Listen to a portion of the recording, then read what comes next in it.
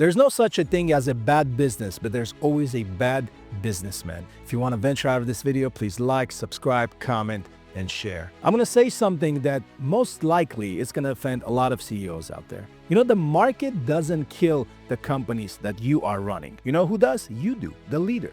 Because if the market killed companies, why do some survive and some of them, they storm and others collapse? Same economy, same interest rates, same inflation, same employees, same everything, same city, same state. But this is the difference, different leadership. There's almost no such a thing as a bad business, but you know what there is? There are bad decisions. There are slow reactions. There's your ego. There's your arrogance. There's also fear. There's also comfort when you make money. A business is just like a vehicle. It drives. And if the driver is terrible, you're going to crash. Now I'm going to bring you some real life examples that people can learn from. Blockbuster had 9,000 stores, massive brand recognition, millions of customers, bunch of cash flow. You know what else they had? They had the biggest market dominance. You know why? Because Netflix didn't exist yet. In 2000, Netflix offered Blockbuster to buy them out for $50 million. You know what they did? They laughed at them. They thought they're nothing. They thought that people are always gonna rent the DVDs that they had, or those cassettes back then, right? You know what they were betting on? On late fees. They wanted to protect that revenue. But you know what else they did? They ignored streaming. They ignored the behavior that's changing. They also ignored technology. Netflix, you know what it did? It adapted, it pivoted. Blockbuster, on the other hand, they protected their comfortable situation. You know what leadership mistake they did? They defended the present instead of building for the future. The market didn't kill Blockbuster. You know what it did? Their ego, their arrogance. Now let's look at this case study. Kodak, remember them? Kodak invented the very first digital camera. Read that again. They invented it. But where are they now? Almost non-existent. They buried it. Why? Because they made too much money from film. Leadership feared cannibalizing their own product.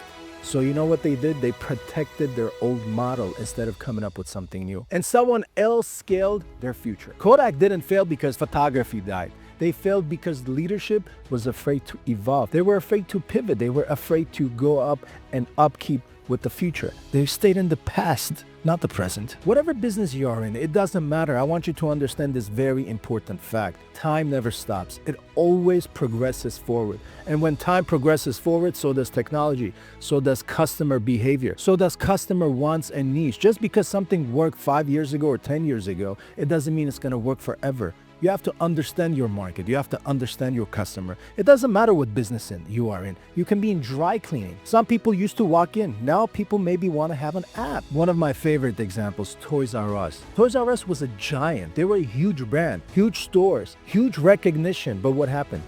Amazon was growing instead of building their own strong online system. You know what they did? They outsourced their online sales to who?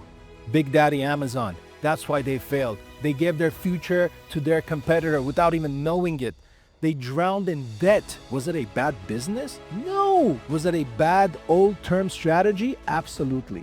The pattern is the same. Look at every single major collapse. You see the same pattern: ignoring innovation, protecting comfort. Everybody loves being comfortable, right? And over-leveraging debt. It becomes poor culture, slow decisions, arrogant executives, and there's a disconnect with your customers. The market punishes who? The people who have an ego problem, people who are weak. But you know who it rewards? It rewards the people who adapt. Adaptability, my friend, is the new way to do business. And so it is in everything in life. Now let's flip the script for a second. Let's look at same industries with different leaders. Look what happened. Apple almost went bankrupt in the 90s. When Steve Jobs came back to Apple, he simplified his products. He cut products. He focused and innovated. Apple didn't change industries. It changed the leadership style. It changed its discipline. Ford almost collapsed in 2008. Alan Mully mortgaged everything early. He raised capital before the crash. He restructured fast. Ford survived without a government bailout. While everybody was getting one, they didn't. Same crisis, but what? Different leadership response. What bad leaders do? Bad leaders blame the economy. Bad leaders blame the inflation. Bad leaders blame politicians. They blame their competitors. You know what they don't do? They don't blame themselves. On the other hand, this is what the great leaders do. They adapt. They invest in their future. They make unpopular decisions. They go against what everybody else is preaching for. They cut their ego. They move super fast. This is what it's all about, being a great leader. They always ask what is coming, not what worked before. That's not what they focus on. They focus on the survival first. This is exactly what I was just saying. Right now, we are in a completely different shift.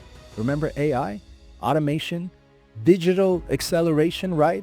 Some companies will say, this is a hype. No, baby, it's not. Others will say, how do we integrate this in our everyday company life? Responsibly, that is. The business is not going to disappear. You know what's going to happen? The weak leaders will. The people who don't integrate AI in their business, they will disappear. There's almost no such a thing as a bad business, as I said early on. There's only a bad businessman.